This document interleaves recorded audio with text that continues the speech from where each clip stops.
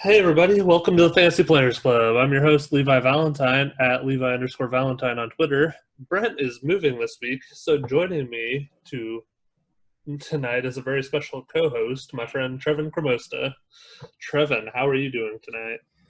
Doing great. I'll try to fill in for Brett by making some terrible opinions on fantasy football and really specify that I love timeshare running backs. So I probably won't skip a beat, Miss Brett. Yeah, probably not, it sounds like. Uh, how does it feel to be on your very first podcast? Oh, demanding. It's a lot of work going into this thing. No, I'm just kidding. Feels cool. Highlight of your life so far, would you say? Yeah. Oh, yeah. My wedding number 2 now. Yeah. All right, well, we can go ahead and get started. So we have a couple of headlines tonight. The first one was brought to us by ESPN. Quarterback Mitchell Trubisky still feels the Bears are his team, despite the fact that their Chicago general manager Ryan Pace announced in April that the team intends to hold an open preseason competition between Trubisky and veteran Nick Foles, whom the Bears acquired from Jacksonville at the onset of free agency. They include a quote from Trubisky, and it says, "Yeah, it was kind of interesting to me when the Bears traded for Foles, but that's the business we are in. I think it was kind of pissed off in a good way. I've been motivated ever since. I think it's going to be a good competition. Foles has had a crazy career as well, so it's been cool having him in our room talking ball. I know we're going to push each other, but I still feel like this is my team, and I'm excited for the competition and just get back on the field with my guys and show everybody what I can still do and how hard I've been working this offseason to help the Bears win games this year." Trevin, you think all that talk from Mitch is going to lead to some results on the field this year? I don't know what it's going to take for Mitch. I think it probably should be a better sign for Mitch getting just compared to constantly for Mahomes and Watson as how bad he is. That should have motivated him before now that they signed Foles. I can't really think of a worse quarterback competition than these two for who's going to try to lead your team to victory. I don't know how Bears fans can really handle this, but Worse than Derek Carr and Marcus Mariota? Hey, you watch it. No, it's we really can't bring up Foles without bringing up the 2009 Holiday Bowl where the Huskers win when they beat them 33-0. That's really the first thing that comes to my mind. Held Arizona to 109 total yards. I had to just look up these stats again. 100 total yards, and a lot of those came on the last drive against our backups. And when it looked like they're going to score, we put Sue back in the game to finish off the scoreless game. Foles was 6 of 20 that day and 28 yards passing. Yeah. And to you, Levi, is that the best Huskers memory of the last 15 years? No. What do you got above it? Probably beating Oklahoma when they were that year Sue was dominating at home. Maybe was that the Colorado. Matt O'Hanlon 3 interception game? Yeah, I think so. Beating Georgia was pretty fun. Yeah. I don't know. That 33-0 was a lot of fun. The defense is just all over the place. I've never seen anything like it. Yeah. So 11 years ago, Nick Foles had one bad bowl game, so clearly he's not going to be a factor this year for everybody. No, listening. But to get more relevant, Foles' career is just so strange looking at the stats from it. In 2013, he had played 13 games for the Eagles, passed for 3,000 yards, had 27 touchdowns and 2 interceptions, and it's just never been anywhere close to that until he leads them through the playoffs and gets the Super Bowl MVP just out of nowhere, and then has never done anything like that again. So what you're saying is Mitch is right. He's had a crazy career. Oh, I wasn't even bringing up Mitch. Mitch is done. I don't think he's even going to start the first game. Wow. I don't think they would have traded for Foles in this contract and not give Trubisky his fifth-year option if they had any intention of actually starting Mitch again. I think they've seen enough of Mitch. Wow. So you don't even think that he's going to get the first game or a couple of games, huh? I don't think so. I think they know what Mitch is. Even if he seems to be more motivated now, I don't know. I don't know what they're expecting from Mitch. What do you think? Yeah, I mean, you alluded to it, but Foles has been around he's 31 now, so they clearly know what they have in him, and at least he could push the ball down the field a little more. Last year he started, he played in 4 games and had 66% completion percentage and 736 yards, 3 touchdowns, 2 interceptions. Nothing really noteworthy there. I mean, Gardner Minshew really stole the show. But you look at Mitch's stats, and They were much better, if any. He had 63% completion percentage, threw for 3,000 yards, 17 touchdowns, 10 interceptions. Took 38 It's just sacks. Sorry, go on. I mean, he had one of the worst true passer ratings in the league, number 32. His true completion percentage was number 18. I mean, there's not a lot to like here. You look at air yards, he was number 20, so he's not pushing the ball downfield. And when you have a receiver on the outside like Allen Robinson, those are pretty valuable targets that he could be getting down the field and making the most of those. And Mitch just wasn't able to get the ball to him. I don't know. I don't know who will be the starter. I think maybe it would probably be better for the offense if it is Foles, but I'm not as convinced as you that he gets the start from day one. I definitely suspect that we'll see him starting at some point this year and probably early in the season. I don't know. I think they might as well let Mitch have one more chance to see if he's actually capable of improving. And what is this now for Mitch, year 4? Yeah, year 4. So, and if he's not, then you go to Foles, and it probably doesn't make much of a difference either way. But at least with that, you give him a chance to show that he actually is capable of improving. He's still only 25. Turns 26. He is, but he just had a major regression last year. In 2018, he was all right, and it looked like he was a candidate to really step up. 2018, he had 67% completion, 3,200 yards, 24 touchdowns, 12 interceptions. And, man, you just list off the 2019 stats. It just – everything was downhill. The one big one, too, was his rushing. He went from 421 yards rushing in 18 to just under 200 in 19. So even that weapon got taken away from him. I don't think he's very good at all. I don't think the Bears have much to see left to check with him. I don't think he's the guy to do anything.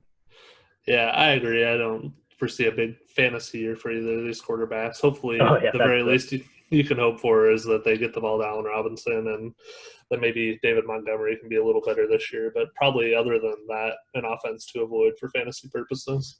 I forgot this is a fantasy-centric podcast, not just a Bears-bashing podcast. But so who would you pick up if you had to pick one for your fantasy team? For let's just say it's a redraft league. Oh, man, I'd probably most redraft leagues are 10, 12 teams. So even if you take 2 quarterbacks, you're only rostering the top 24, and I don't think I would put either of these guys in the top 24 at this point. I wouldn't either. Maybe if one of them starts to show something early in the season, they're a good free agent waiver wire ad at some point. But to draft, I think there are probably better options with more upside than either of these guys. What about you? I'm with you. Even if it's a dynasty league and I'm trying to backfill some of the roster, I think I'd take Foles in, even with the age difference. I don't think Trubisky's going to get many more starts. At least with Foles, you might get somebody playing some games. Yeah. But for redraft, I wouldn't have either of them on my roster. Do you think that having Foles in the mix would help the prospects for Anthony Miller at all this season? I don't know. I guess anything's better than Trubisky, I think. So yeah. And then tight end, you've got Jimmy Graham and Cole Kmet. So neither of them probably are anybody you're really too concerned about in redraft. And in dynasty, there may be a bye week fill in or something this season with hopefully more upside for Cole Kmet down the road. So yeah, I agree. And by the way, Trevin is a big Raiders fan, lifelong. And so that's where that comment about Carr and Mariota came in. Probably right up there with the Bears, maybe. We'll see this year who has the better quarterback situation. We're tied to each other now with the Bears too. I miss you, Khalil. If you're listening, we still love you and we hope you're doing well. Yeah, you should be happy with how that trade turned out, I think. At least with the draft picks being maybe better than they could have otherwise been. I guess so. Go Jungers. Our second headline was also from ESPN, and it was about a commitment that Oregon got this past week, and their recruiting success in California continued Friday when receiver Troy Franklin announced his commitment to the Ducks. He is the number 31 overall prospect in the 24/7 composite rankings. Chose Oregon over Alabama, Arizona State, and Washington. He's 6'1", 175, coming out of Menlo High School in California. Number 2 ranked receiver in this class, according to the 24/7 composite rankings. So Trevin, Mario Cristobal continues to get it done on the recruiting trail, and Oregon's class this year is looking pretty solid. Every time I think Oregon's kind of seen their past better days, they just keep loading up. I don't know. They keep it rolling, so good for them.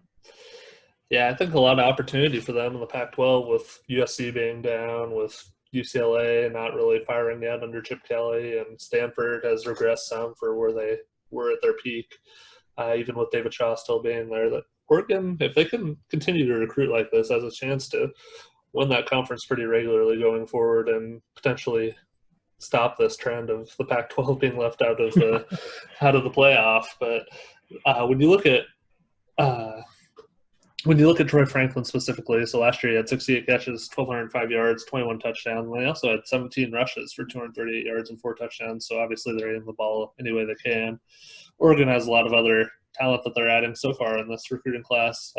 4 stars, including a quarterback, Ty Thompson, running back Seven McGee, awesome first name there, Seven. Kyron Ware Hudson, and then a tight end, Maliki Matavao. Nailed that pronunciation. I don't think you did.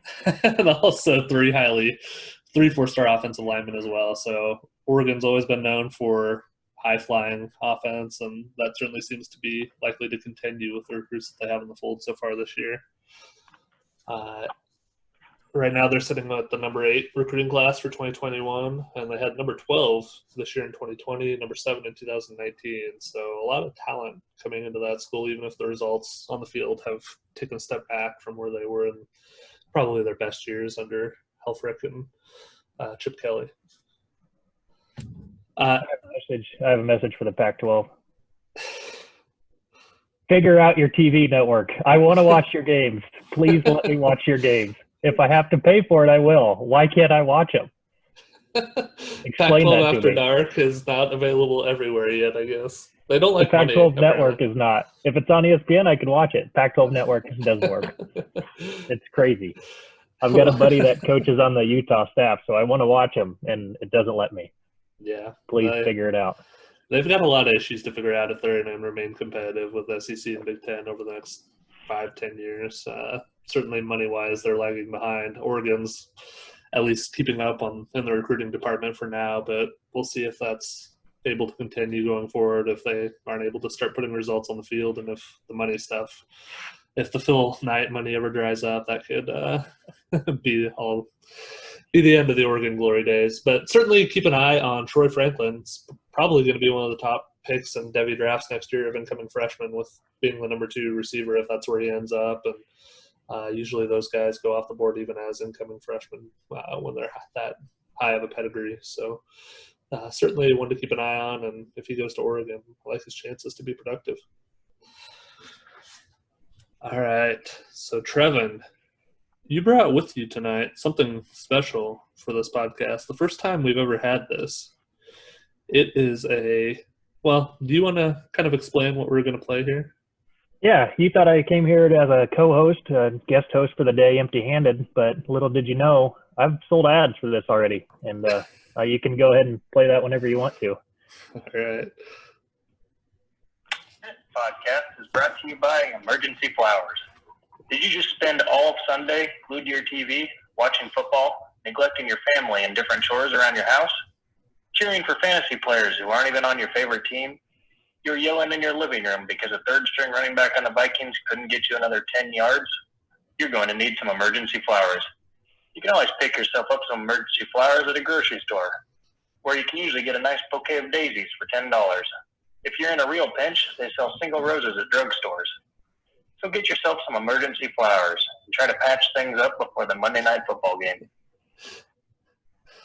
So not only here at the Fantasy Players Club are we helping you win your leagues, we're also saving marriages and families, which is more important than ever. We're going to bring that divorce rate down from 50%. What do you think? Emergency flowers bring it down to 10, 20%? Probably. It must be like a flowers co-op or something. We're just trying to push any flowers out there, I guess. I can't remember how many divorces I've seen where the reasons for the divorce was obsession with football and fantasy football in particular. So And emergency cited, flowers. specifically, my husband didn't buy me flowers. So get out there and buy those. Yeah, emergency Put some flowers. Thank you for bringing that ad with you, Trevor. I can't wait to see the money flow in from all our satisfied listeners ordering those emergency flowers, saving their marriages and giving us a little bit of advertising income in the process. You're welcome. All right. So for our main segment tonight, we're going to do a little story time with Uncle Trevin here. Oh, God, that's creepy. He's going to teach us all about the lessons he learned in his very first dynasty draft, which was in the league that Brent and I have referenced in recent podcasts, the Scranton Superflex. It was your first dynasty league ever, Trevin. So we're going to dive into that. And for those of you who maybe haven't taken the leap into dynasty before, or if you just want to learn a little more about it, Trevin is going to share what he learned from his experience. So Trevin, to start us off, can you just tell us a little bit about your fantasy football background before joining this league? Yeah, so you brought it up before. We started a redraft league a long time ago, back in maybe 2004, 2005, maybe 4 or 6 of us at the time. And we've kept that going ever since high school there. And at the time, it was a fun way to just talk crap about your football team to your friends. But now it's really become a good way to keep in touch with everybody in the league. Once a year, it forces you to talk to everybody and catch up with everybody, which for me is definitely the best part about it. So I've been in other redraft leagues. We did try switching that league to a keeper league for a couple years, which didn't quite work out. We never got the rules really established. We had a mutiny for the corrupt Kamash trying to switch things to a keeper league so he could win more. And so the one other redraft league I've been in for 3 or 4 years now is a family one I started with all my cousins and uncles and aunts. And You're the commissioner in that one too? I am, and this is my trophy from winning it. But I'd recommend doing that for anybody out there because it really is a fun way to have your family all do it. And then it really makes Thanksgiving exciting when everybody there has rooting for different players. So that's a lot of fun. I've never done daily fantasy before. I think I know my own limits as a fantasy player, I think. And that's that I'm not a matchup guy. I don't know who's going to do what. My strategy is always just to get as many running backs and receivers as possible.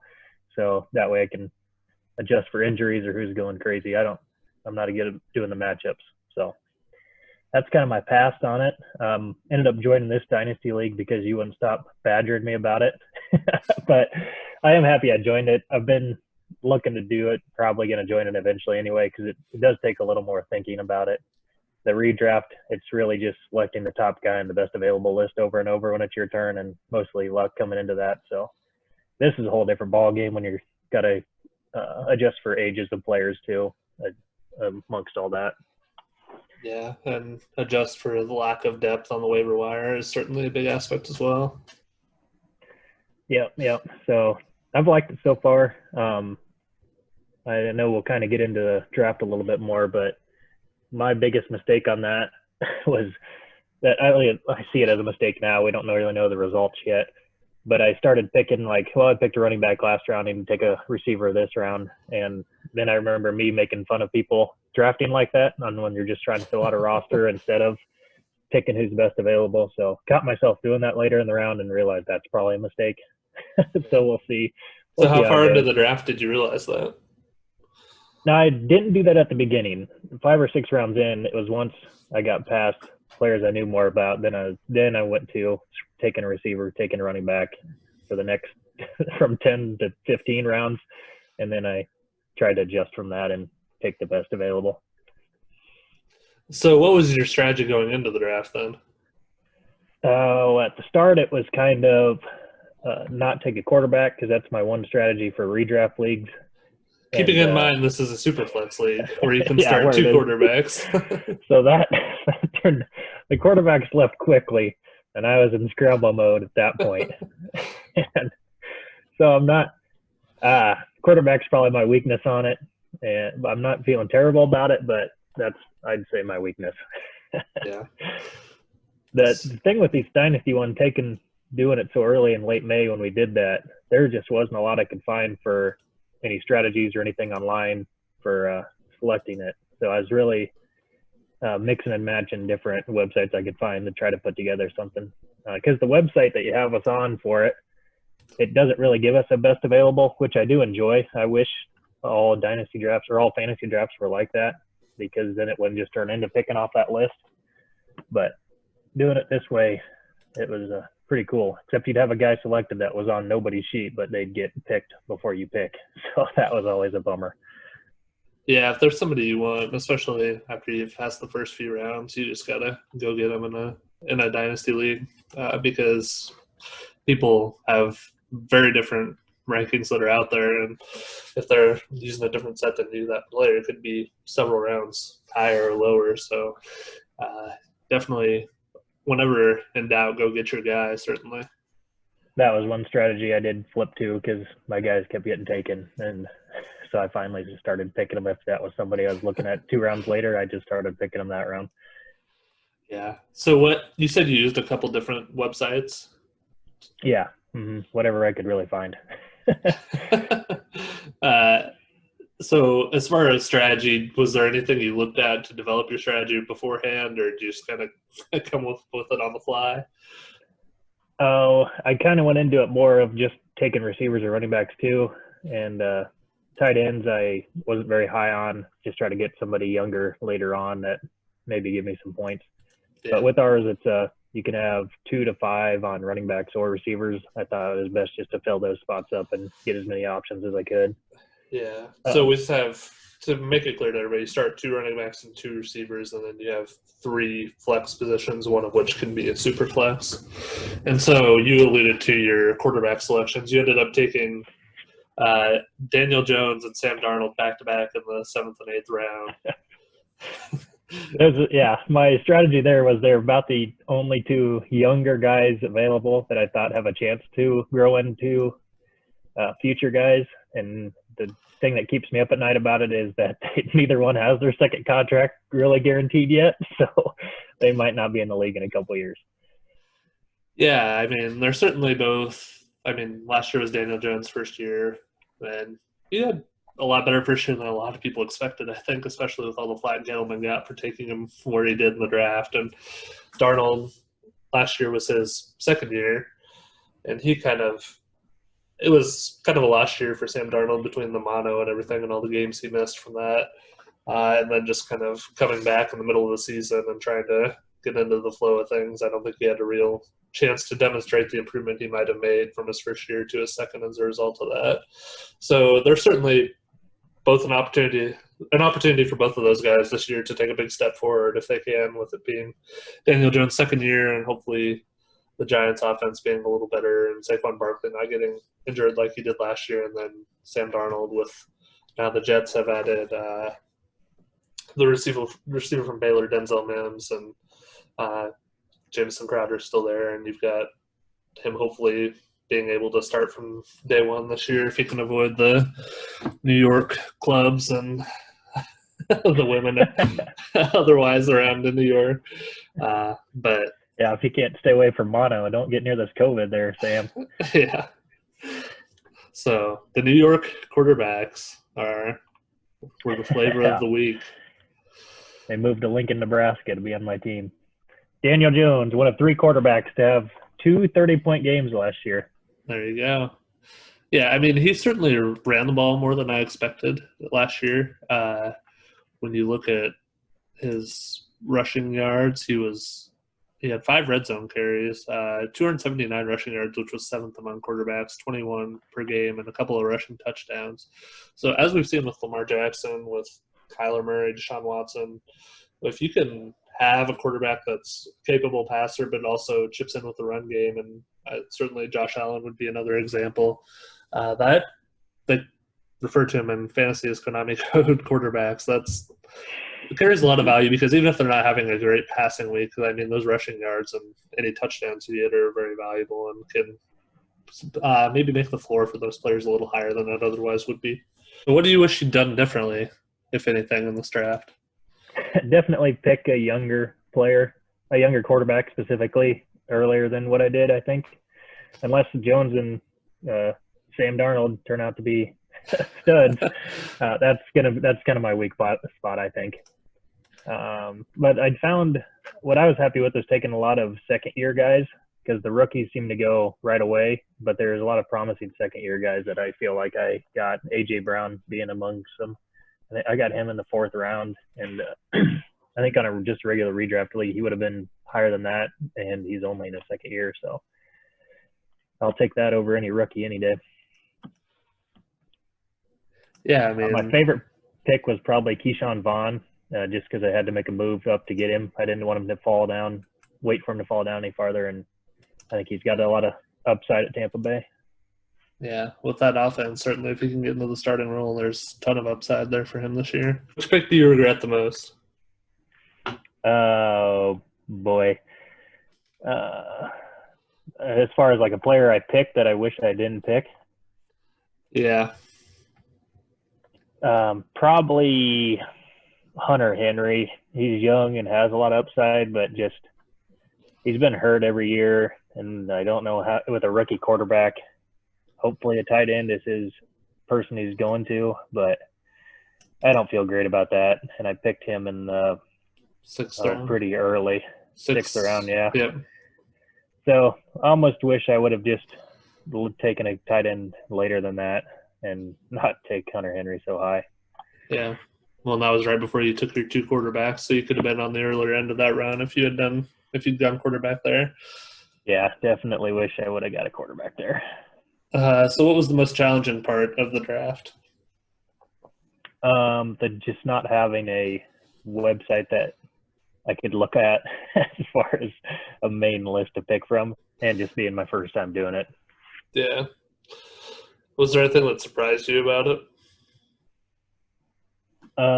This janky website you got us on. My Fantasy Leagues, for all the listeners, the most popular Dynasty League website out there. I've never been on a Dynasty.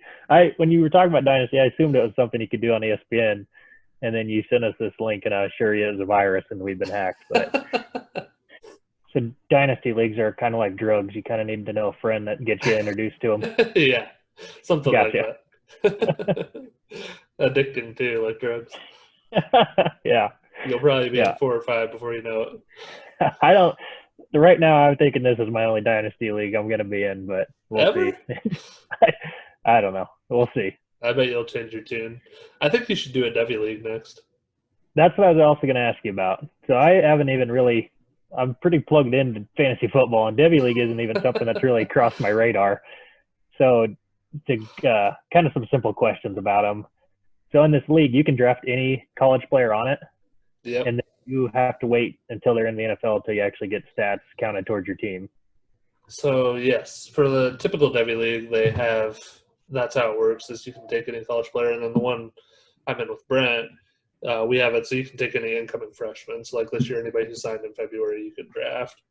And we have just a limited number of spots, so 10 spots per team. And then you could fill those however you want with any college players. Any of your college players, can you cut those at any time and just get a different guy, or are those your guys until graduation? So that might vary by league. For our league, you can drop them whenever you want, but you can't add during the year. The only time you can add is during the draft, so or via trade, and you can never have more than 10 on your roster. So yeah, you could drop them whenever you want, but there's not. For ours, you can only have 2 that can either be an NFL player or a devy player. So dropping them doesn't really necessarily help you unless you're replacing them with an NFL player. But the draft is super interesting because we do a combined devy and rookie/free agent draft. And so you have all the devy players that are available to draft, and then all the players like this year, Joe Burrow, Jamar Chase, and there was one other, Rashad Bateman, and like some of the other high-profile college players who broke out last year were either – and Justin Jefferson was available too, so like he was a rookie coming in, and he was available at the top of the draft along with Burrow and Jamar Chase. And so it's really interesting to see how people value rookie players who weren't on a roster and are available in the draft versus college players who maybe broke out last year, or incoming freshmen, 5-stars, things like that. So you mentioned not having lists for your dynasty draft. Yeah. When you're putting these together, there's a lot of research that goes into it, and just there's no website you can go to that factors all of that in and ranks them against each other. So that makes it probably my favorite draft, just because it's so unpredictable and you can really potentially gain an edge if you have a good list of rankings and do a good job drafting. And I guess I should have said that as my dynasty league, the most challenging part is just valuing players when you incorporate their age. Yeah. Like, how do you pick Aaron Rodgers or Joe Burrow? Just because Aaron Rodgers maybe has 4 good years left, and Joe Burrow, you might be getting 20 good years from him. So I can't even imagine doing that with college players also, because then where do you put Trevor Lawrence into between those two? So it's wild. It is fun. It's more fun than doing the redraft every year, I guess, for me right now, until I have a crap team and I've got to try to build out of a 5-year slump. So we'll see. Yeah. But at least then you have the top draft pick and you're getting one of the best incoming rookies. So True. that helps Very true. too. Is that all your devy questions? Yeah. The other one was, where did you find this janky website? But we covered that. All right. My fantasy league's probably not sponsoring this podcast anytime soon. Okay. I didn't name them. You did. Oh, man. So overall, happy with how your team turned out? I am right now, but I think everybody's always happy in June about their fantasy team. So right now I'm happy. You played Brent the first week, so you've already begun the trash talk with your voicemail. Oh, yeah. I've got one win already. Yeah. And your comments at the top of this episode certainly aren't doing you any favors either. I should ask you, how do you feel about your dynasty league, the one we're in, the Scranton Superflex? If I make the playoffs this year, I would be pleasantly surprised, because I've talked about this before, but I have Tua Tagovailoa, and I have J.K. Dobbins, who I don't expect to probably start most of the year for Tua. Maybe there's talk that he will start week 1, but if he does, that would surprise me some. And then with Dobbins, he's probably in a timeshare with Mark Ingram for most of this year, unless something happens to one of them. But I think like next year he'd probably be in really good shape to be the lead back in that offense. And I skewed pretty young on my team, so I think if I'm competitive this year, that would be nice. And I think I'll be decent, but I don't know if I'll be above 500. We'll see. High hopes coming from you. Yeah. I hope to be 500 this year. Yeah, I took a more of a 2021 view, certainly, in the draft. But I don't know. We'll see. I think there's a lot of potential depending on what happens this year. We'll see. So just to go real briefly, the quarterbacks are Kyler Murray and Tua, and then Big Ben and Tyrod Taylor. So at least we'll be able to field 2 starting quarterbacks every week, hopefully. Something not every person in this league might be able to say. And then for running backs, I got Mixon, Dobbins, and Darius Guice. And if Darius Guice can stay healthy, that would be a pretty big deal if he starts and gets a lot of carries in that backfield. And then starters at receiver are probably DJ Moore, DJ Chark, and then N'Keal Harry. I have Jarvis Landry as well. I forgot about him. Stole that one from you in the draft. You were not happy about that.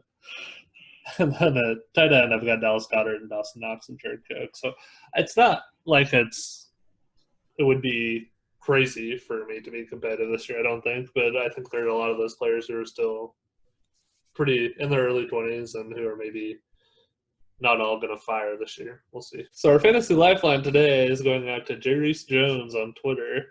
And Jay Reese asked an interesting question. He said, which one of these once poppin' fantasy football running back studs is least likely to bust this coming season? And your choices are Todd Gurley, David Johnson, or Le'Veon Bell. Now, I would be shocked if we both don't have the same answer for most likely to bust. You know who I would pick? David Johnson. David Johnson by far, I think, is the most likely to bust. What do you think? Yeah, I would probably agree with that just because of what happened last year. He seemed to go off a cliff and had every opportunity to be very productive as both pass catcher and a runner in that Arizona offense, which we all thought was going to be great with the volume and the potential there for him to take advantage of a lot of scoring opportunities, and it just never materialized for whatever reason. I don't know if it was injury. I don't know if it was age or if there was something else going on, but he was disastrous last season. And unfortunately, I had him in a redraft league, and it might have even been our league. I don't remember, but it was ugly. I don't know what happened either. They got the Drake.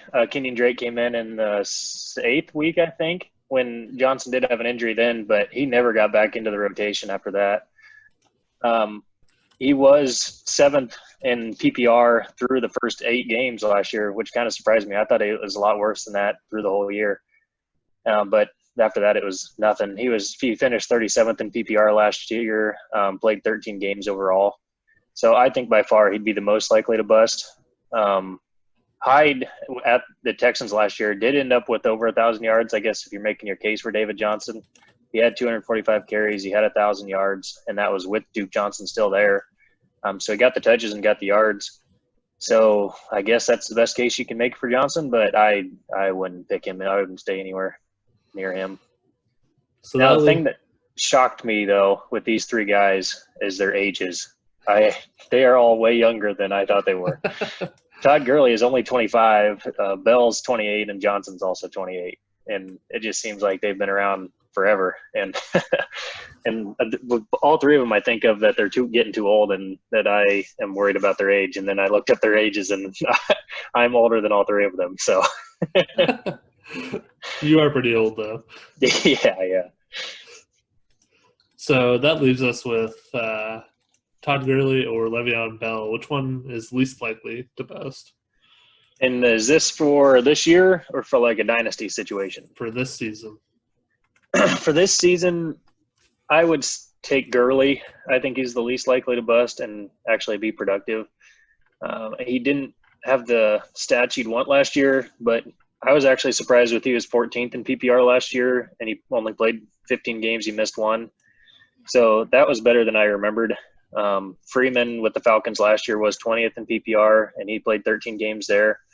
There's really nobody challenging him on the depth chart, so even if he doesn't start hot, I don't think anybody's going to be taking rushes away from him. Ito Smith only has 112 rushing attempts through 2 years. Brian Hill has 109 rushing attempts through 3 years, all at the Falcons. So I think Gurley's going to get the touches no matter what. He has arthritis problems, but he is only 25, so he should have some wear and tear left to get through at least this year and be productive again. So I would say he's the best candidate out of these 3 for who I'd want on my team. How about you? I think it's really close between him and Le'Veon Bell. A lot of the things you said about Gurley also apply to Le'Veon Bell as far as lack of competition in the backfield. He's got Frank Gore, LaMichael Pirine, who a lot of people are optimistic in Dynasty Leagues about as a rookie, but may not have a significant impact this year, and then Josh Adams. Not a lot of competition there. You look at his last season. Dixon also at the Jets? Not according to ESPN's depth chart. They only list 4, so maybe he's on there and he's not listed in the top 4. But that was a guy I stuck with way too long at the with the Ravens. Yeah. I always thought he was going to explode. Never worked out. Yeah.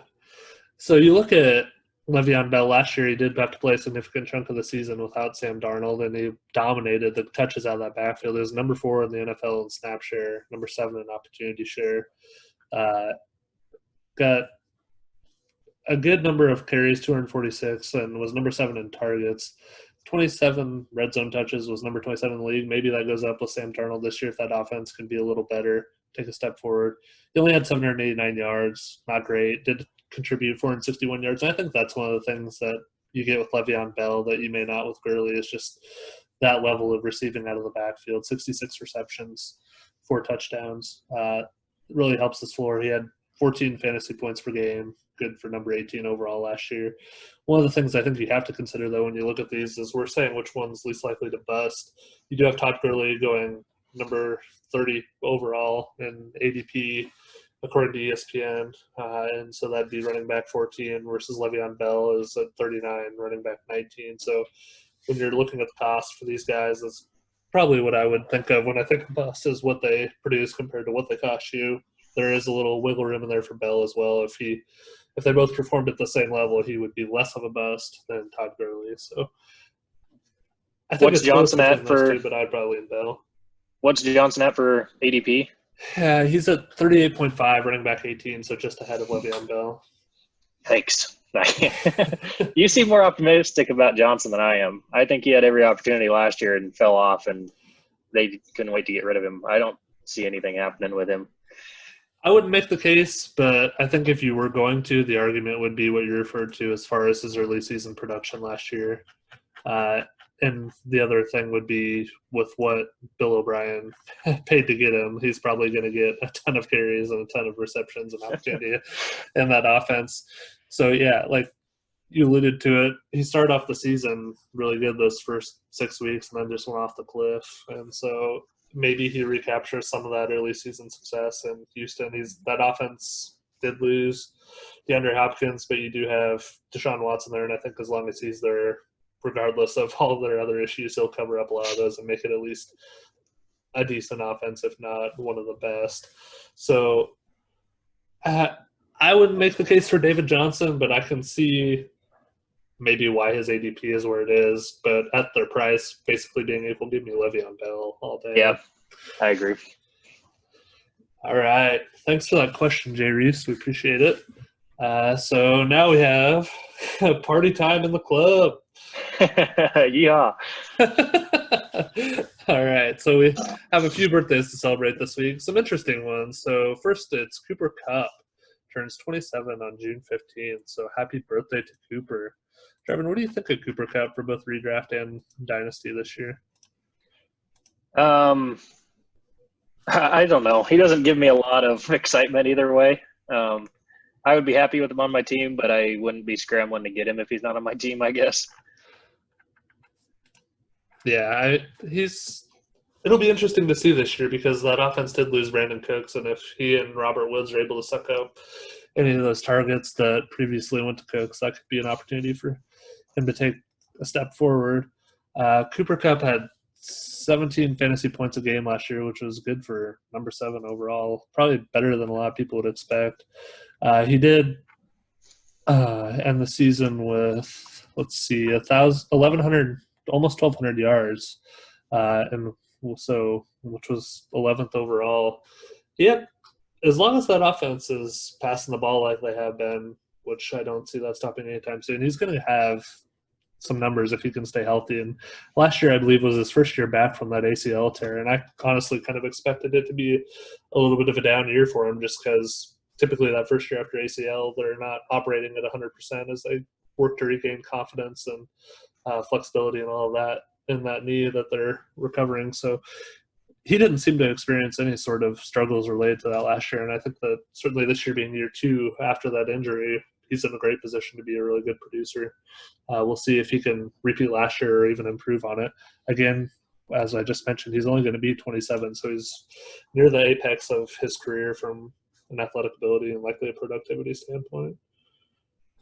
Levi, I got to put my hand up and say I was incorrect about Cooper Kupp. He did better last year than I was remembering, and I'd love him to be on my team. So happy birthday, Cooper Kupp. Oh, you get a chance to redeem yourself here with a player you know a little more about as a Raiders fan. Amari Cooper turns 26 on the 17th. How do you feel about Amari this year? I absolutely love Amari Cooper at any time. I miss you, Amari Cooper. He is a roller coaster as far as it was always like that on his Raiders career. It's been like that on his Cowboys too. He'll have a game, 2 or 3 games where he'll have 230 yards, a couple touchdowns, and just be nuts. And then he'll have 8, 9 games where he's just 2 receptions, 24 yards type games. So he's very up and down, but man, when he's hot, and I miss him every day.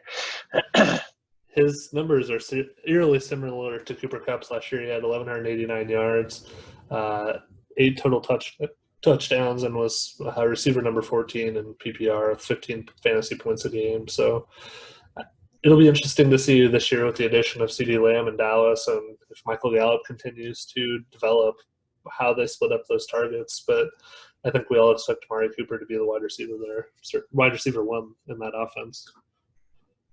Here's a little side question for you. Who would you rather have, Gallup or Cooper, for their ADP spots?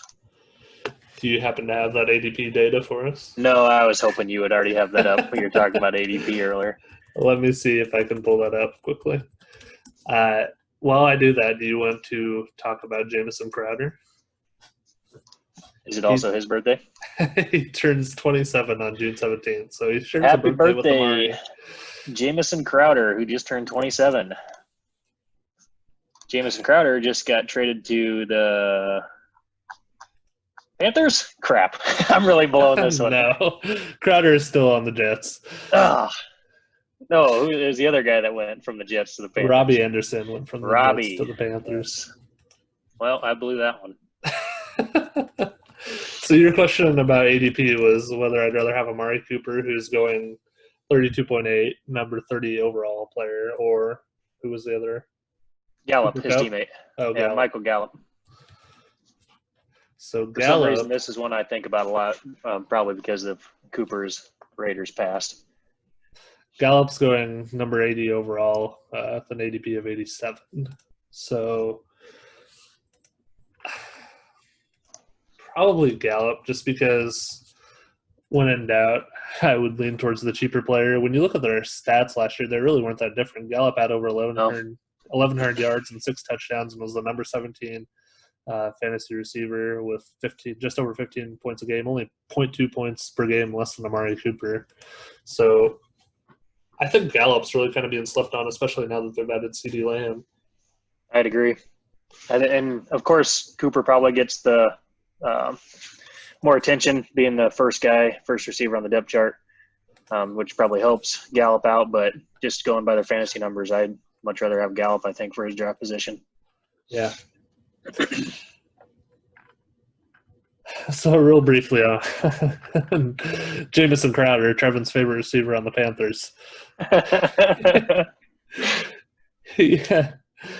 He played pretty well last year. He had 834 yards, 6 touchdowns in that offense. And again, this was kind of great on a curve because Sam Darnold was out for a significant portion of the year last year, ended up as wide receiver 36 in fantasy. So I think with especially the addition of Denzel Mims to open up a little bit on the outside of the field, that should open up a lot for Crowder in the middle with when he's operating out of the slot. We'll see. It'll be an interesting year for Crowder.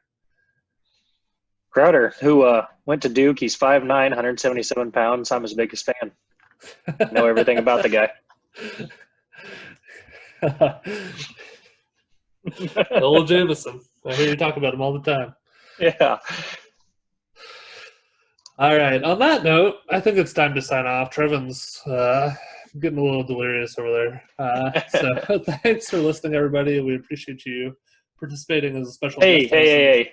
Right before you sign off here, just wanted to tell you it's really cool what you're doing here, and I appreciate you letting me be a part of it. So go ahead. Just had to get that in before your sign off, and go ahead.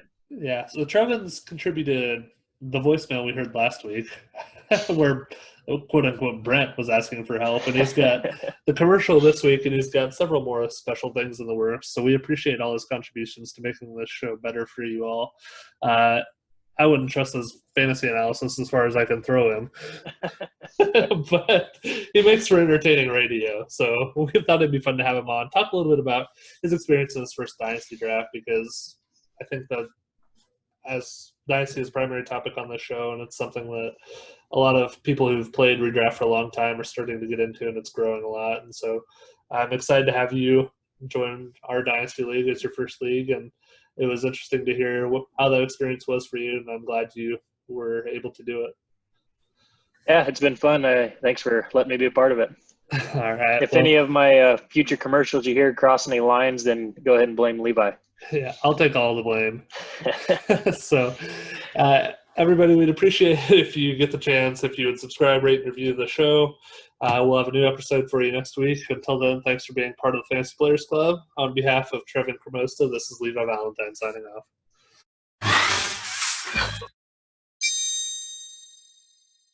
1 second. 1 second. Look who joined me at the end. I thought he was going to interrupt. He was eyeing me down like he's going to come jump on me. That's why I was making the eyes at the living room for a little bit. Hey, buddy. Yo, what's Uncle Levi doing there? Do you want to come talk to Dad? So give me a treat, Yeah, jerk. so then thought he was going to jump on me and just laid on the floor. I think he knows more about Jamison Crowder than you. Man, I really blew it with Jamison Crowder. You had the birthdays on the list, and I didn't prepare. I didn't cross my mind that means you're going to talk about him. I thought you were just going to say happy birthday. So then I was Do you even listen to the show? I mean, come on. I listened to the show. I forgot you did that. I thought it was just because I remembered the music you play. I thought it was just party time. Yep. Fireworks. Club party. Yeah, you ruined Jameson's birthday. I hope you're happy. Sorry, Jameson. 27th birthday. It's bad enough he can't do anything with COVID. Now he's got Trevin just thinking he's in Carolina. Yeah, sorry, Jameson.